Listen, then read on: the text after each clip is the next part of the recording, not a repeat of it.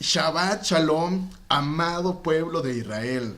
Qué gusto de verdad volvernos a saludar, qué gusto de verdad el volver nuevamente a estudiar la amada palabra de nuestro Abba Kadosh. Porque es amada, la Torah de verdad es nuestro ayo, es nuestra guía y debemos amarla con todo nuestro corazón. El día de ayer yo te hacía la pregunta, ¿qué garantía tienes o qué seguridad tienes de una persona sin ley? Piénsalo un poquito, si tú el día de hoy estás escuchando apenas este mensaje, piensa en qué garantía o seguridad tienes de una persona sin ley. El día de ayer, en la recepción del Shabbat, concluíamos que no tenemos ninguna garantía, o sea, no tenemos ninguna seguridad de una persona sin ley. Pues normalmente su actuar siempre será incierto, pues siempre tomará decisiones en base a sus deseos, en base a sus emociones, en base a sus sentimientos. Acompáñame por favor al libro de Gálatas. Gálatas capítulo 5 versículo 17. Gálatas capítulo 5 versículo 17. Y dice: porque el deseo de la carne es contra el espíritu, y el del espíritu es contra la carne. Y estos se oponen entre sí, para que no hagáis lo que quisiereis. Ahora piensa, ¿qué garantía o seguridad tendrá nuestro Adón, Yahshua HaMashiach, de un pueblo sin ley? Imagínate, pues ninguna. Ninguna garantía realmente, ninguna seguridad pudiera llegar a tener nuestro Adón Yahshua HaMashiach de un pueblo sin ley. Ahora, lo hemos leído continuamente, que el actuar del pueblo de Israel cuando salió de la tierra de esclavitud siempre fue incierto.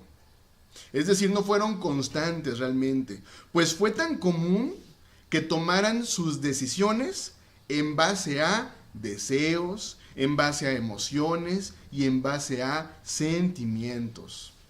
Fíjate qué interesante saber que el pueblo de Israel, repito, fue en cierta manera inconstante. ¿Y por qué fue en cierta manera inconstante? Porque era un pueblo que en determinado momento no tomó la ley para sí realmente. Repito, tomaron decisiones en base a sus deseos, en base a sus emociones y en base a sus sentimientos. Vamos a ver algunos ejemplos. Vamos a ver el ejemplo de los deseos. Esto lo encontramos en el libro de Números, capítulo 11. Números, capítulo 11, versículo 4, 5 y 6. Vamos a ver cómo es que tomaron decisiones en base a sus deseos, no conforme a la ley. Y dice: y la gente extranjera que se mezcló con ellos tuvo un vivo deseo, y los hijos de Israel también volvieron a llorar y dijeron: ¿quién nos diera de comer carne? Nos acordamos del pescado que comíamos en Egipto, de balde, de los pepinos, de los melones, de los puerros, de las cebollas y de los ajos. Y ahora nuestra alma se seca, pues nada, sino este maná ven nuestros ojos. Fíjate cómo vemos aquí un ejemplo del pueblo de Israel que tomó decisiones en base a deseos. Ellos deseaban tanto comer carne, comer todo lo que habían comido en tierra de esclavitud, en Egipto. Ahí está un ejemplo. Vamos a ver otro ejemplo de cómo el pueblo de Israel tomó decisiones en base a sus emociones. Acompáñame por favor, ahí un poquito más adelante al libro de Números, pero el capítulo número 12. El capítulo número 12, versículo 7, 8, 9, 10 y 11. Ahora, para ponerte un poquito en contexto, Miriam y Aarón murmuraron contra Moshe, y Yahweh habló contra ellos. Y continuamos entonces, versículo 7. Dice: no así a mi siervo Moshe, que es fiel en toda mi casa. Versículo 8. Cara a cara hablaré con él y claramente, y no por figuras. Y verá la apariencia de Yahweh, porque pues no tuviste temor de hablar contra mi siervo Moshe. Entonces la ira de Yahweh se encendió contra ellos y se fue. Y la nube se apartó del tabernáculo. Y he aquí que Miriam estaba leprosa como la nieve. Y miró a Aarón y a Miriam, y he aquí que estaba leprosa. Y dijo a Aarón: a Moshe: Señor mío, no pongas ahora sobre nosotros este pecado, porque locamente hemos actuado y hemos pecado. Fíjate cómo se dejaron llevar por emociones. Y en base a esas emociones tomaron una decisión que a Miriam le costó, obviamente, estar enferma de lepra. Vemos cómo la Lashon Hara, que es esa lengua que de repente habla no cosas adecuadas, y vemos cómo Miriam murmuró. ¿Por qué? Porque fue llevada en base a sus emociones. Vamos a ver el siguiente ejemplo, que tiene que ver con los sentimientos. Capítulo 14, versículo 1, 2, 3 y 4. Vamos a ver cómo el pueblo de Israel tomó decisiones en base a sus sentimientos. Dice: entonces toda la congregación gritó y dio voces, y el pueblo lloró aquella noche. Y se quejaron contra Moshe y contra Aarón todos los hijos de Israel. Y les dijo toda la multitud: ojalá muriéramos en la tierra de Egipto, o en este desierto, ojalá muriéramos. ¿Y por qué nos trae Yahweh esta tierra para caer a espada, y que nuestras mujeres y nuestros niños sean por presa? ¿No nos sería mejor volvernos a Egipto? Fíjate cómo fueron llevados en base a sus sentimientos. Y de estos ejemplos podemos encontrar muchísimos. Repito, una persona sin ley, su actuar se vuelve incierto, pues actuará según su propia prudencia, es decir, en base a sus deseos, en base a sus emociones y en base a sus sentimientos. Yo te pregunto, ¿qué garantía tendría Yahweh en este momento de su amado pueblo? Piensa tú un poquito, a ver, ve ahorita todo lo que está pasando en el contexto, las marchas que se reúnen y todo lo que está pasando, y yo te preguntaría, ¿qué garantía en este momento tendría Yahweh de su amado pueblo? Yo te digo una cosa, yo creo que ninguna. ¿Por qué crees que duraron 40 años dando vueltas por el desierto del pueblo de Israel? ¿Por qué crees que fue tanto tiempo? Digo, era un proceso, un trayecto no muy largo. Ellos perfectamente pudieron haber atravesado el desierto y llegar a la tierra de Canaán, que era la tierra prometida. Pero ¿sabes cuál fue el problema? Que el pueblo de Israel dio vuelta y dio vuelta. ¿Y por qué crees que duraron tantos años en el desierto? Exacto. Fue para que realmente tomaran la Torá, que aprendieran a obedecerla, porque veíamos cómo era un pueblo que salió de tierra de esclavitud y estaban en cierta manera contaminados. Había idolatría, había situaciones que no eran agradables delante de nuestro Abba, y justo fue el motivo por el cual duraron tantos años en el desierto. El motivo era que aprendieran a obedecer. Continuamos. Te mencionaba, ¿por qué crees que duraron 40 años dando vueltas por el desierto? Fue para que realmente tomaran la Torá, para que realmente aprendieran a obedecerla. Es que ha sido de verdad el deseo siempre de nuestro Abba limpiar a su amado pueblo. Ahora, ¿y limpiarlo de qué? Limpiarlo, fíjate, muy interesante, de una conciencia de tratar de vivir sin ley. Ese ha sido el propósito de nuestro Abba en todo momento, repito, limpiar a su pueblo y limpiarlo de una conciencia de tratar de vivir sin ley. Ahora como estábamos restaurando nuestro entendimiento, te diría que ha sido siempre el deseo de nuestro Abba el limpiar a su amado pueblo de una conciencia de tratar de vivir sin Torá. Ese ha sido el propósito realmente de nuestro amado Abba. Hoy día piensa, ¿cuál es la forma en la que quieren vivir las personas? Piensa un poquito. ¿Cómo es la forma en la que tratan de vivir las personas? ¿Cómo es la forma en la que quieren vivir las personas? ¿Realmente tratan y quieren vivir bajo la Torá? ¿O tratan de vivir bajo sus propios mandamientos? Es decir, ahí va de nuevo, bajo sus deseos, bajo sus emociones o bajo sus sentimientos. Ahora, discúlpame de verdad que sea tan reiterativo, pero ¿por qué sigues guardando un día de reposo que no fue mandado? ¿Por qué insistes en que las fiestas de Yahweh son solo para los judíos? ¿Por qué comes alimentos que fueron prohibidos? ¿Por qué te rehusas a saber que eres parte de la casa de Israel, del pueblo de Israel, y no de un Israel espiritual? ¿Por qué te resistes a saber que la Torá es tu ayo? ¿Por qué insistes en que nuestro Adón Yahshua HaMashiach fue griego, nombrándolo como Jesús? ¿Por qué buscar hacer lo que hace el mundo, sabiendo que Yahshua, nuestro Mashiach, nos dejó huellas? ¿Y para qué? Para que siguiéramos su ejemplo. ¿O será que puede más tu deseo?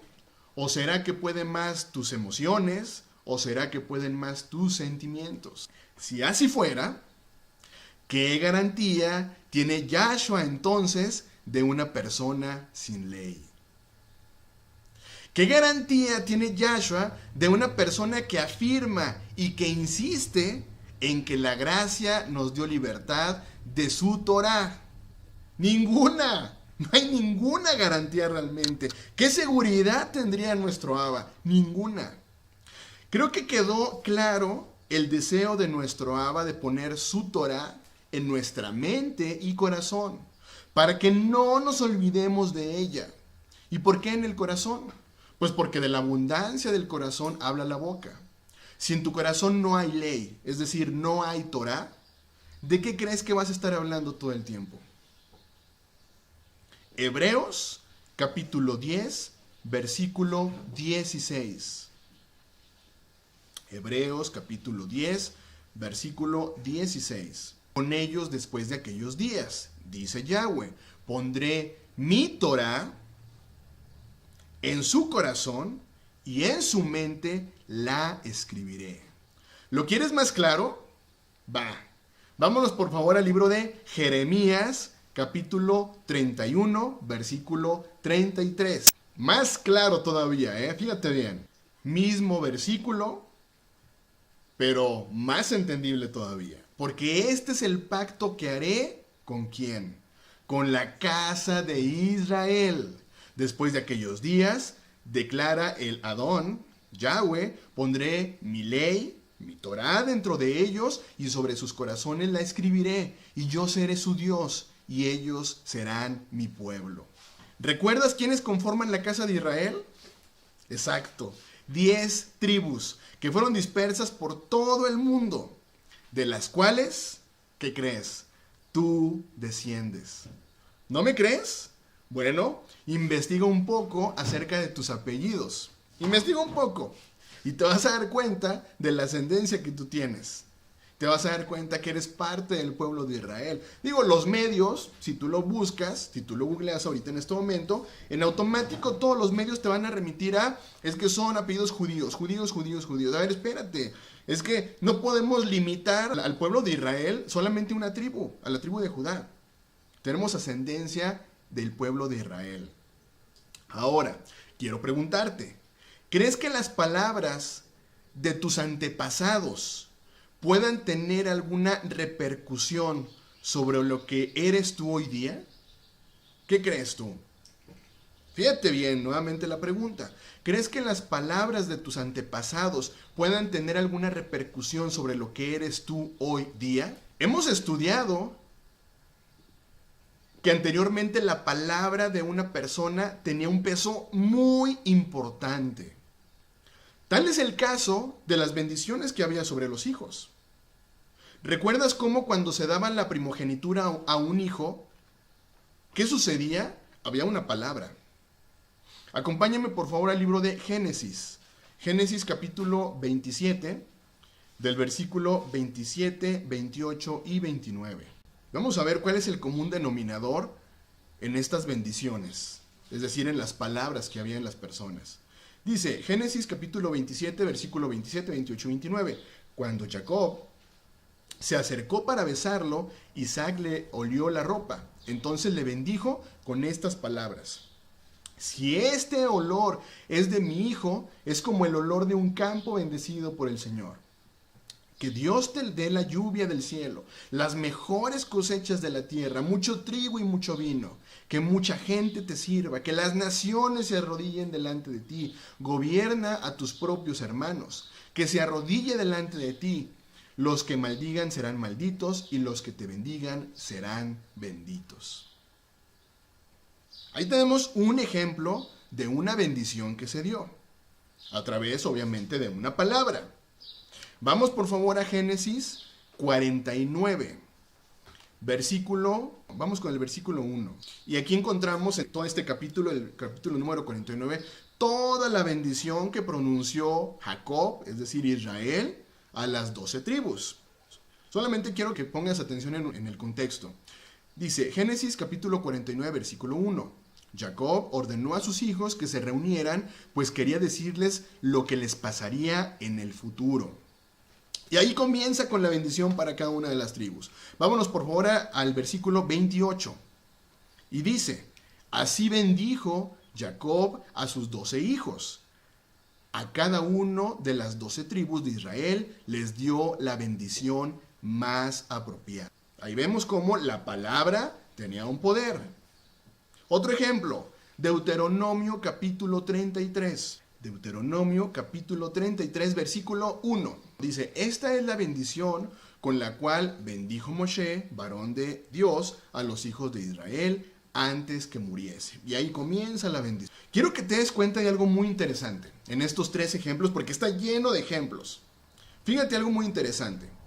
Nunca hubo un papel de por medio. Digo, yo nunca leí de que cuando se le diera la bendición a los hijos, oye, pues me lo dejas por escrito para que los demás pues tengan constancia de ello. Nunca hubo un papel de por medio. Jacob nunca le pidió a su papá un papel para que demostrara la bendición que le dio. Las 12 tribus jamás le pidieron un papel a su papá, Jacob, que demostrara las bendiciones dadas. El pueblo de Israel nunca le pidió a Moshe un papel que demostrara la bendición dada. ¿Te das cuenta cómo la palabra tenía un peso muy importante? Ahora, te digo tenía, porque ¿qué sucede hoy día? Como hemos hablado, ¿qué garantía o certeza tienes de una persona sin ley? Ninguna. Fíjate qué interesante entonces, que por eso hoy día se ha tenido que recurrir a un papel, a un documento que constate el acuerdo entre 2 personas. Un documento que garantice un acuerdo para ambas partes. ¿Y todo por qué? Por gente sin Torah. Gente que busca aprovecharse muchas veces de su prójimo. Gente que muchas veces busca el poder a costa de lo que sea. Gente que muchas veces busca la riqueza de igual forma también a costa de lo que sea. Interesante el saber que para el pueblo de Israel tiene un peso muy importante nuestras palabras. Es decir, nuestros votos y juramentos. Piensa un poquito dentro de ti. ¿Realmente tu palabra tiene ese peso importante? ¿O realmente tu palabra requieren de un documento para que entonces sea válida? Digo, esta es una pregunta interesante a destacar, porque si estamos hablando que estos papeles surgieron por la necesidad de que ese acuerdo realmente quedara documentado y que no se aprovechara una parte de la otra, pues imagínate entonces, quiere decir que vivimos prácticamente en una sociedad sin ley, porque es necesario un papel de que esté de por medio. La parashá de esta semana, que es la parashá número 42, que tiene por nombre Matot, que significa tribus, la cual estudiamos del libro de Bamidbar, que significa en el desierto, y que tú conoces como el libro de Números, del capítulo número 30 al capítulo número 32. Es justo, este es el contexto de todo lo que acabamos de ver, las palabras y cómo comienza esta parashá. Acompáñame por favor al libro de Números, capítulo número 30, versículo 1 y 2. Habló Moshe a los príncipes de las tribus de los hijos de Israel, diciendo, esto es lo que Yahweh ha mandado. Yahweh lo mandó, no lo mandó cualquier persona. Cuando alguno hiciere voto a Yahweh, o hiciere juramento ligando su alma con obligación, no quebrantará su palabra. Hará conforme a todo lo que salió de su boca. Yo vuelvo a preguntarte nuevamente, si tú realmente eres parte del pueblo de Israel, realmente tu palabra, lo que sale de tu boca, un voto hecho a Yahweh, ¿se vuelve real en tu vida? Fíjate bien, cuando entendemos que Yahshua, nuestro Mashiach, es la misma palabra de Yahweh, palabra por medio de la cual fueron creados los cielos y la tierra. Si entendemos que Yahshua es la palabra de Yahweh, que se hizo carne, que Yahweh envió su palabra, es decir, Yahshua, entonces podremos entender por qué Yahweh, cada palabra que sale de nuestra boca, tiene un importante significado. No es una palabra que de repente nosotros podamos pronunciar y que para Yahweh no tenga realmente una importancia. Por eso es que para Yahweh tiene un especial significado. Fíjate qué interesante que en el monte Sinaí Yahweh habló a través de su boca. Así que cada mandamiento de la Torá, ¿qué crees que es? Es un mandamiento dado por Yahshua, ya que Yahshua es la Torá viviente. Por eso dijo: si me amas, guardas mis mandamientos. Esto lo encontramos en Juan capítulo 14, versículo 15. Repito, si me amas, guardas mis mandamientos. ¿Por qué no dijo Yahshua? Fíjate bien, ¿eh? ¿Por qué Yahshua no dijo: si me amas, guarda los mandamientos de mi Padre?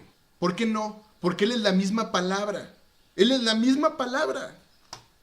Acompáñame por favor a Deuteronomio capítulo 23. Dice: cuando haces voto a Yahweh tu Dios, no tardes en pagarlo, porque ciertamente lo demandará Yahweh tu Dios de ti, y sería pecado en ti.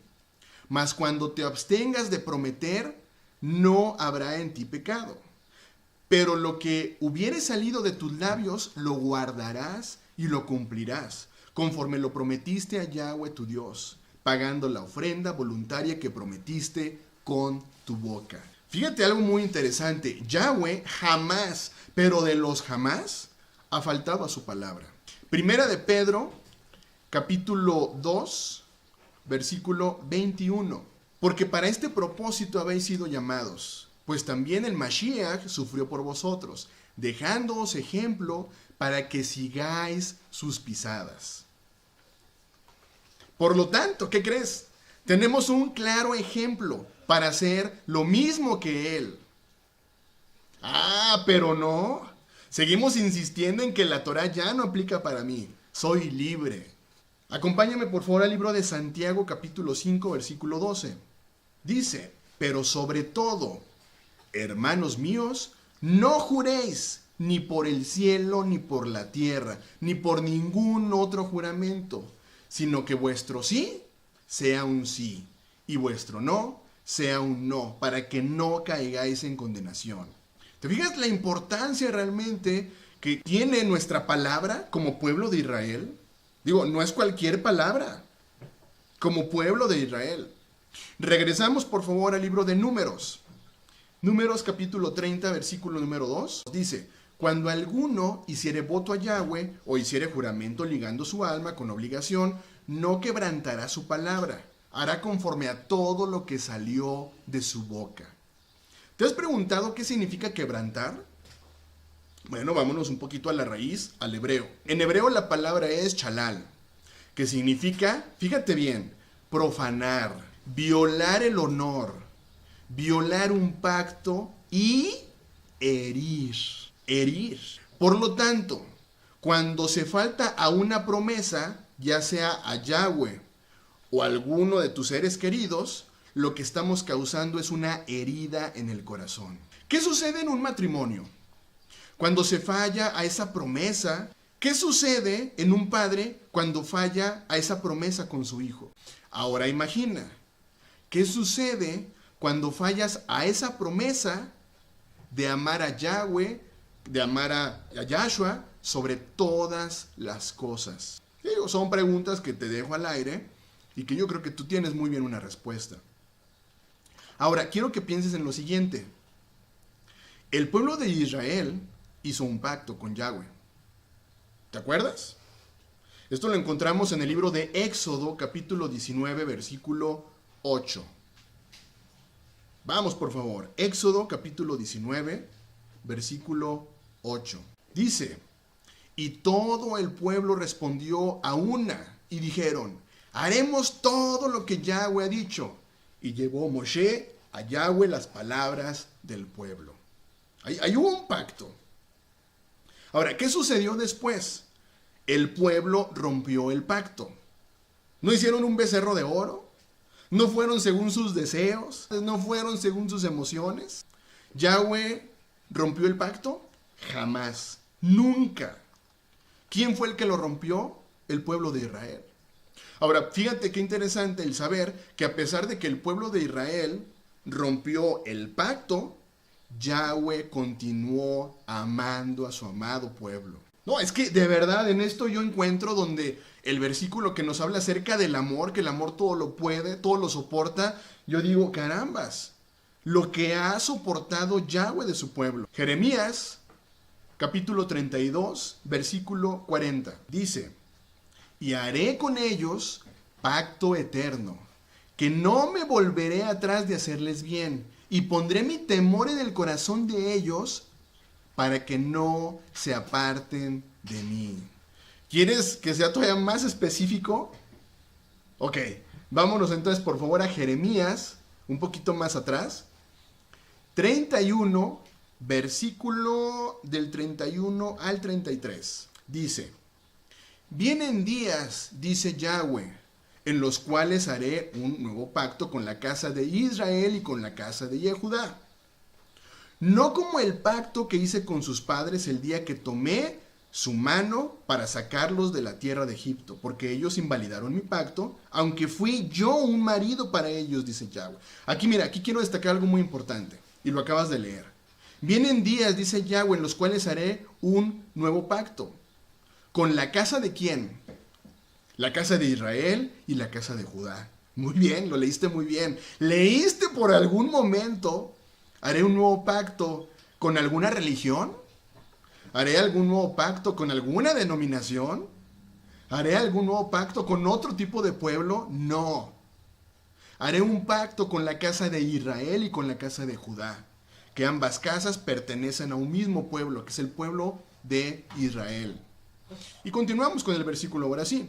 No como el pacto que hice con sus padres el día en que tomé su mano para sacarlos de tierra de Egipto. Porque ellos invalidaron mi pacto, aunque yo fui un marido para ellos, dice Yahweh. Fíjate qué interesante. ¿Quién rompió el pacto? Nunca fue Yahweh. Fue el pueblo de Israel. ¿Y sabes por qué? Porque era un pueblo sin Torah. Era un pueblo que seguía esa restauración. Era un pueblo que era guiado por sus sentimientos, por sus deseos y por sus emociones. Versículo 33. Pero este es el pacto que haré con la casa de Israel después de aquellos días, dice Yahweh. Pondré mi ley, ¿a qué se refiere con mi ley? Mi Torah en su mente y la escribiré en su corazón. Yo seré su Dios y ellos serán mi pueblo. Pero te fijas qué importante que para que entonces que se cumpla, necesita Él poner su Torah en nuestra mente y en nuestro corazón. Por lo tanto, esa enseñanza, la Torah ya no aplica, ya no está conmigo. Bueno, entonces, ¿en qué momento se cumpliría esta parte? Ahora, ¿y qué crees? Aquí viene la parte más bonita de todo esto. Ese pacto se hizo a través de nuestro Adón, Yahshua HaMashiach. Lo escuchaste muy bien. Ese pacto se hizo a través de nuestro Adón, Yahshua HaMashiach. Pues justo a eso vino. Vino con la casa de Israel y con la casa de Judá. ¿A qué crees? A traer restauración nuevamente. Por ello es que como casa de Israel que estamos siendo restaurada, no podemos negar en ningún momento la venida de nuestro Adón Yahshua HaMashiach. Si tú estás recibiendo, si tú estás escuchando enseñanzas y la Torah no es tu ayo, ten mucho cuidado. Si tú estás recibiendo una enseñanza y estás negando a nuestro Adón Yahshua HaMashiach, ten mucho cuidado. Juan capítulo 1, versículo 1. En el principio era el verbo, y el verbo era con Dios, y el verbo era Dios. Vámonos por favor al versículo 14.